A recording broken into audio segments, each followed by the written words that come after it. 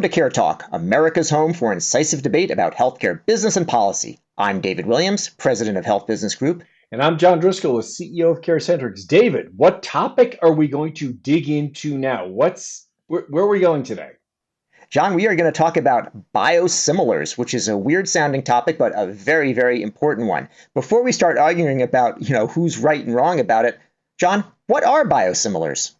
Well, you're wrong typically, but in the case of biosimilars, I am hoping to get you on my side. Biosimilars are those drugs that are the complex biologics, often made of genetic material, that are infused or injected into people's bodies. They're not the typical, standard chemical drugs and capsules, pills and capsules. They're biologics, but they are introduced as me too or competitive drugs that have not an identical creation and form, but one that is similar enough to compete with the clinical effectiveness of those biologics, like a Remicade for rheumatoid arthritis, that are already on the market, very highly priced, critical life-changing drugs, but typically up until now have had no competition because it's kind of hard to genetically engineer a competitor. But you're starting to see competition. That's what those biosimilars are. Competition for old, very high-priced drugs. Well, now that we know what we're talking about, let's dig in. The idea of biosimilars, it sounds great, right? Generic drugs for small molecules have been a terrific approach. They come on the market and they don't need to actually be tested in humans.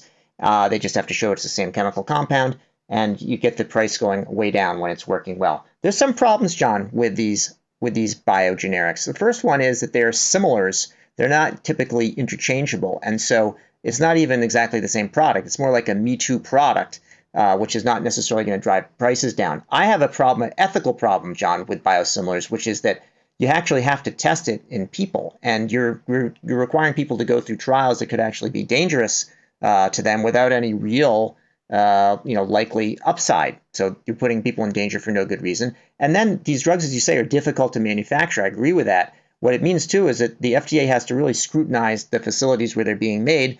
And you put biologics out there, biosimilars, now they've got to go and scrutinize 3 or 4 times the number of plants that were there to start with. I thought as a shill for big pharma, you were in favor of innovation. You've always talked about being in favor. These are life-changing drugs. We're never going to get the price down. Of course, there needs to be competition. Competition is the only way that in a country with the highest drug costs, we're going to actually be able to bring those costs down by creating some competition. So managed care can actually manage care and manage costs so that we can actually afford more of these drugs. I mean, I don't see how you can be against innovation here. Well, John, I'm always in favor of being a shill. Now, here's the thing. If you look on the pharma's website, they're actually in favor of biosimilars, and that should tell you something right then and there. It's because it sounds good, because it sounds like it's competition, et cetera, but really it's much more like the Me Too products. Let me say another word about that. So it's much more like a biosimilar is much more like bringing on like the second, third, fourth, or fifth statin.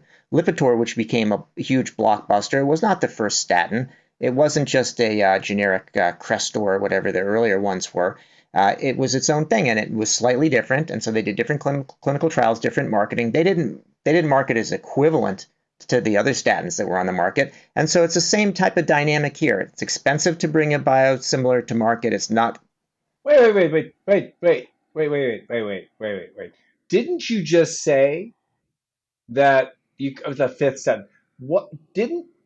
Once statins had more competition, the branded statins, didn't the new generic statins or generically similar statins bring down the price? You can't just pick one example that's contrary to our entire industry experience, that more competition allows governments and payers to pit pharma companies against one another to get lower prices. John, I mean, seriously, is that your best argument, to pick an anecdote and suggest it's market? Now, John, I know you're old enough to remember that when people used to complain about Me Too drugs was what was driving up the costs. Remember that? Remember the good old days before we had biologics to worry about? Anyway, this is like a Me Too product, and that's what pharma liked, and that's what payers didn't like, and this is what's occurring, John. I mean, the thing is that there is that most people are supportive of biosimilars.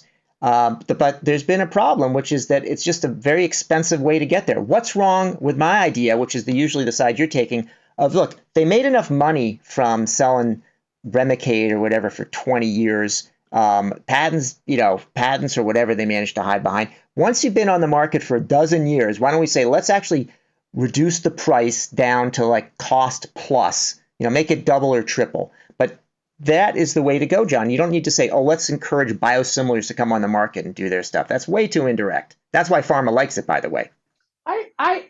Well, first of all, I wouldn't know what pharma likes because I don't really like pharma in a lot of cases. That's your job. But when when in every other drug category, David, when you've got more than one party in the market, the prices have been negotiated. I mean, the classic example. I mean, in fact, you will be hard pressed to find three or four examples other than the anecdote that you just pulled out. I mean, I, you're just saying that okay, for the first time in American history, we're going to tell the drug manufacturers to reduce their prices, and with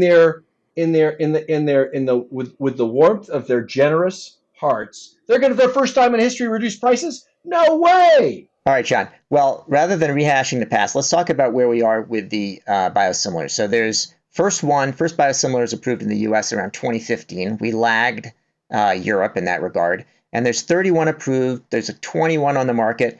And in 2020, they had sales of about 3.3 billion, and it's expected to go to 30 billion by 2028. There's almost 100 of these drugs in development. Now, the industry claims that they save about $6.5 billion in 2020 from lower prices as a result of the biosimilars, to which I say, even if true, so what? That's a tiny amount. It's a drop in the proverbial bucket. Wait. Did you just say, even if it lowers costs, so what?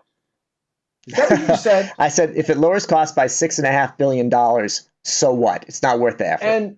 And how many billions does it take to get your attention when 1 out of 3 or 1 out of 4 people in America can't afford the drugs they're taking? I mean, these biologics cost over $100,000 per patient per year. Often, it is a small percentage of the total drugs today. It's like single digits, call it less than 10%, but it's nearly half of the cost, the fully loaded dollar value.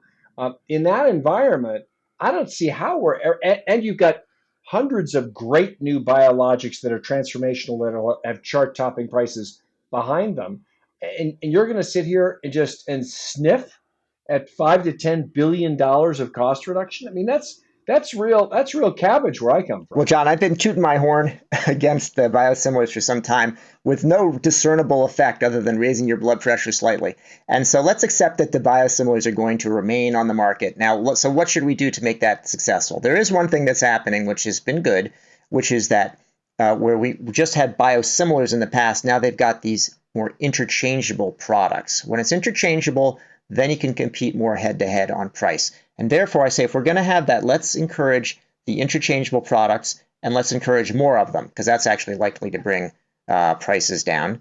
It has been shown some of these biosimilars can do well. Neupogen, for example, has 77% of the market share there. That is the generic version, the similar version of Neupogen. So it can be done, and you have cost savings of up to about 45%. Again, it's not the 90% or 95% that you can get in the heyday of the generics for small molecules.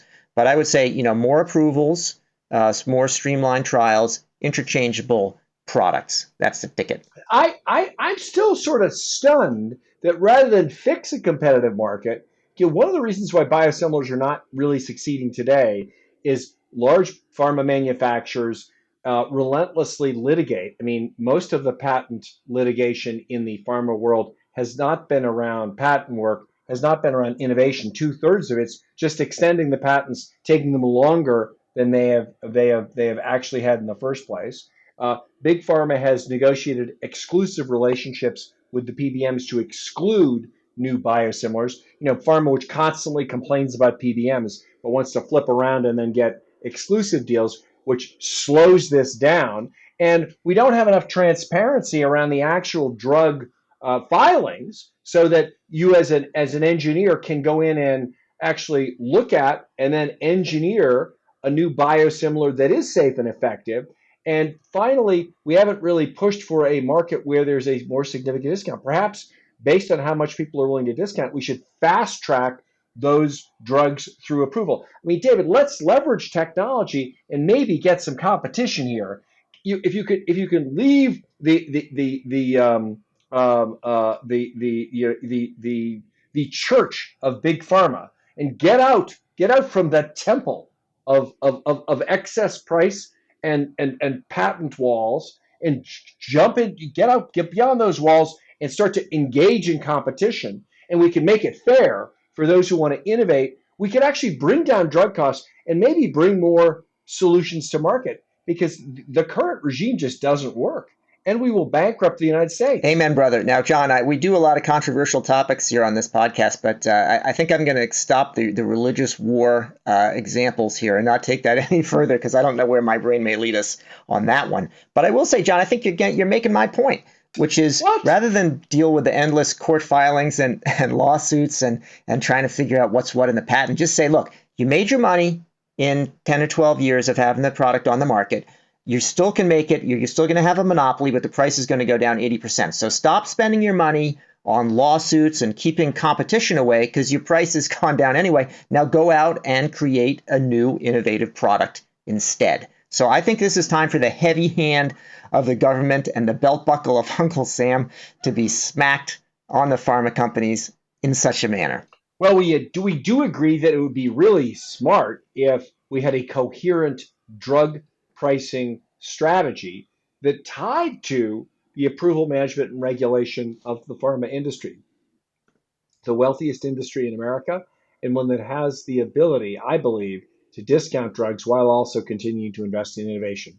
David, we can at least agree on that. John, let's agree to agree on that one. I think that is a very warm and fuzzy way to end this podcast. I mean, John, I love biosimilars. I would love them to be bioidenticals, biogenerics. And I would say let's get the competitive juices going. And if not, let's bring down the hammer of Uncle Sam. Well, let's hope Uncle Sam still knows how to use that hammer. We'll say that's it, John, for yet another edition of CareTalk. We've been talking today about biosimilars and biogenerics. I'm David Williams, president of Health Business Group. And I'm John Driscoll, the CEO of CareCentrix. Thanks for joining us, and please subscribe on your favorite service.